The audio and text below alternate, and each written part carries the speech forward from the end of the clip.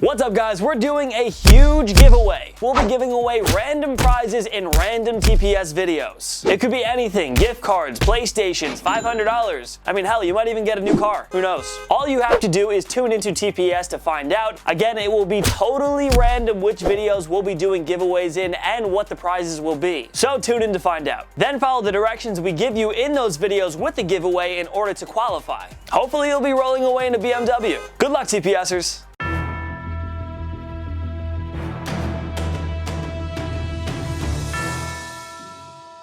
What's up guys, the NFL regular season will be here before you know it. So hang in there, we're gonna make it through it. We know what all 32 offensive units will look like in 2019. Teams are done putting the bulk of their rosters together. We can already tell which offenses will be lights out in 2019, and which ones will leave a lot of work for their punters. I'm Biondo, and today we present the 5 best and 5 worst offenses in the NFL right now. Make sure to subscribe to TPS and put on your notifications because we post videos every single day. Every day's a new video. You should totally subscribe. Go do it. And a big shout out to the new 1071 for suggesting this video. Number 5, best, Indianapolis Colts. Andrew Luck had to miss all of 2017 as he recovered from shoulder surgery, but he sure looked better than ever before in 2018. The Colts ranked 7th in yards and 5th in scoring, putting up 27.1 points per game. Luck deserves all the credit in the world, but Indy's unsung hero was the offensive line. Under first-year head coach Frank Reich, the Colts surrendered the fewest sacks at 18. The year before that, Indianapolis allowed the most sacks in the league at 56. Honestly, that's a pretty crazy turnaround. While the Colts are bound to get even better on offense in 2019. Luck was a bit rusty for a couple of weeks, but once he found his groove, Indy was virtually unstoppable. Running back Marlon Mack should only get better, and free agent signing Devin Funchess will shine as a number 2 receiver behind T.Y. Hilton. There are practically zero flaws in Indy's offense here. They have the best offensive line in the league, an MVP caliber quarterback, and dynamic playmakers all around.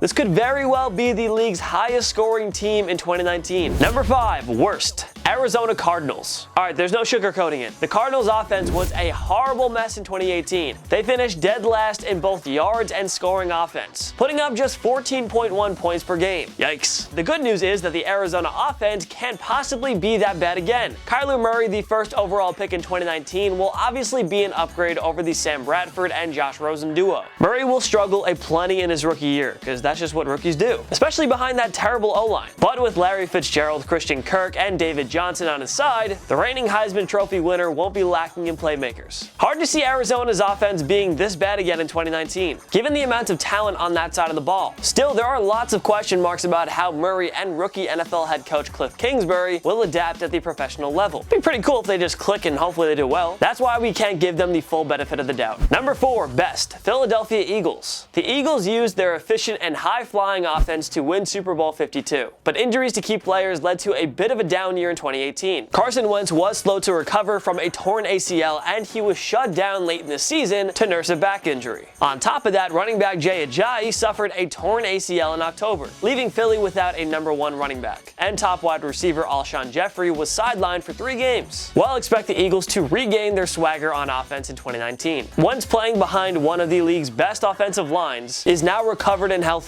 He's ready to repeat his 2017 MVP-like season. At least we hope. The Eagles picked up running back Jordan Howard in a trade with the Philadelphia Eagles, so that takes care of their ground game. JJ Arcega-Whiteside, the number 57 pick, should make quite the impact in Doug Peterson's offense. He, Jeffrey, and Ertz give Wentz a bundle of quality playmaking pass catchers. Yeah, the Eagles are locked and loaded for another big season this year. Their offense will be flying higher than Eagles do. Good pun? Nah.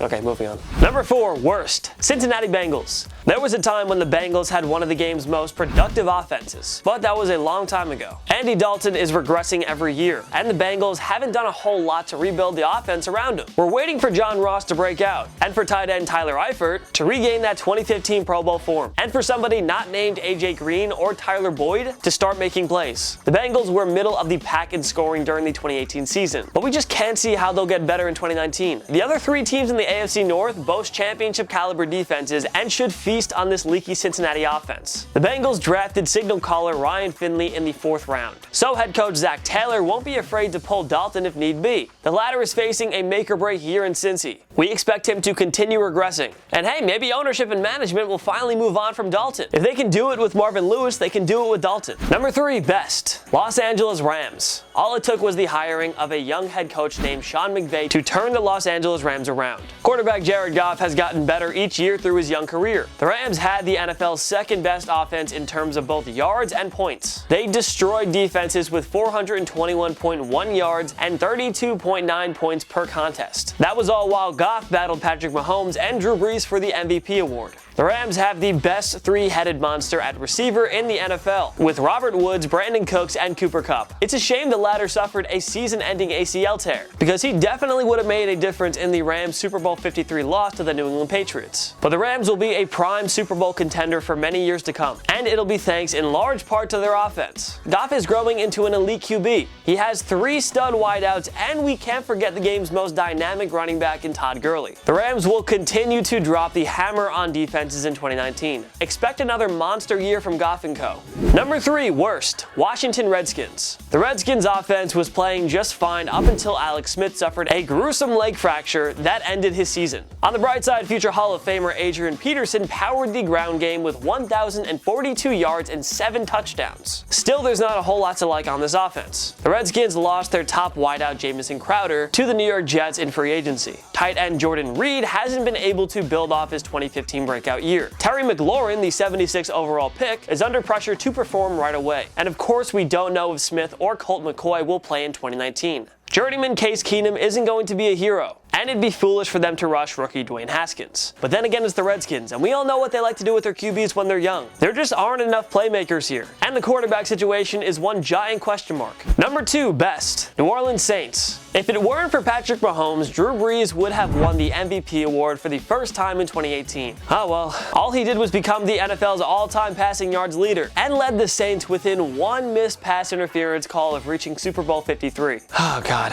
I feel so bad for New Orleans. It's been months, but still, that sucks. The Saints don't have as many playmakers as the Rams or Eagles, but the thing is, the playmakers they do have are some of the best players in the league. Running back Alvin Kamara is lethal in both the rushing and pass-catching areas. Michael Thomas is making a case as the league's best wideout, and he's arguably the most difficult man to cover in football right now. Utility weapon Ted Ginn also puts together some big plays. And oh, the Saints also have one of the league's best offensive lines. They'll keep Brees upright and help him produce at a high level yet again in 2019. Big things are in store for the Saints on offense again. Hopefully they could actually make it all the way this year, but who knows with the NFL? I guess it's all about location and not so much the actual team that's playing, but I don't know, whatever. That's just me having my conspiracy theories. Who knows? Moving on. Number 2, worst. New York Giants. It's so sad that Saquon Barkley is on the worst list. He doesn't deserve that. He's so good. It's like, why? Why are they're wasting his career? Why? Like, he's like so good off the bat. Like, send him away. You don't waste him. You're wasting his prime years. Get rid of him. I know like that's all you guys have right now, but what are you gonna spend like 7 years trying to rebuild your team and like not get a Super Bowl and he's just there the whole It's a waste. Send him to the Browns too.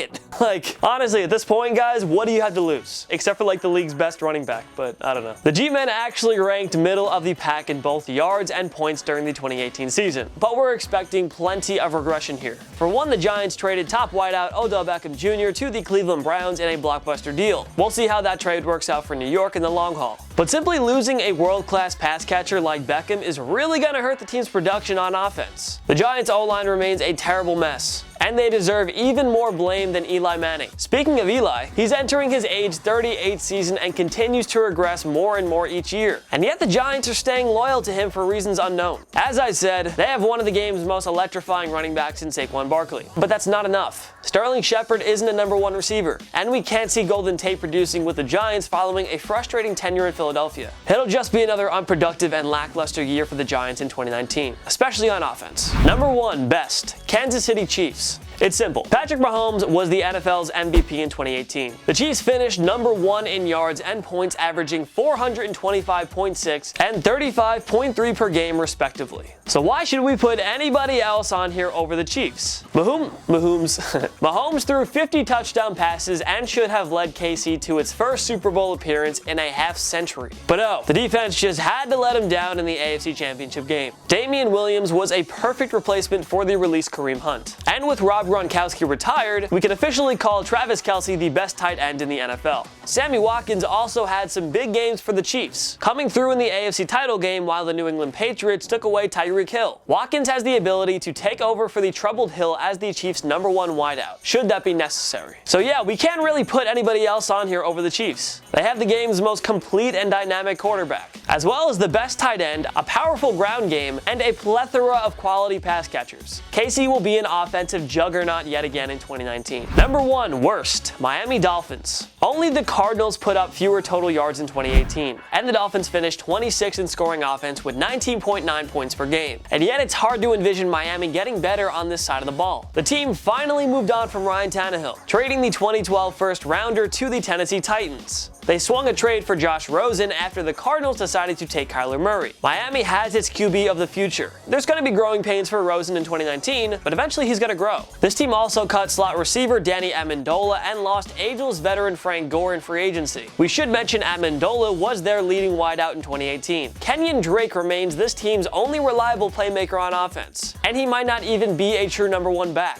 Thing is, the Dolphins were wise to simply rebuild this offense. They fired offensive-minded head coach Adam Gase and replaced him with Brian Flores, the Patriots' defensive play caller in 2019. Miami was always wise to not throw money at aging veterans in free agency. The Dolphins are basically in tank mode right now. Rosen is the only thing to really be excited about, because this will not be a good football team in 2019, especially on the offensive side of the ball. I really do hope they eventually grow and do well. Miami deserves it. Who do you think will have the best and worst offenses in 2019? Join me in the comments section below. Make sure to follow myself and TPS on social media. We post great content all the time. Subscribe to my YouTube channel. I post videos every single week, so if you want more of me, you should go there. If this is your first time coming around TPS, make sure to subscribe because we post videos every single day. Every day's a new video. Subscribe. If you like this video, give it a like. It takes 1 click. Right down there. Smash the like button. Do it. Of course, thank you so much for watching. I'm Jason Biondo. My knee!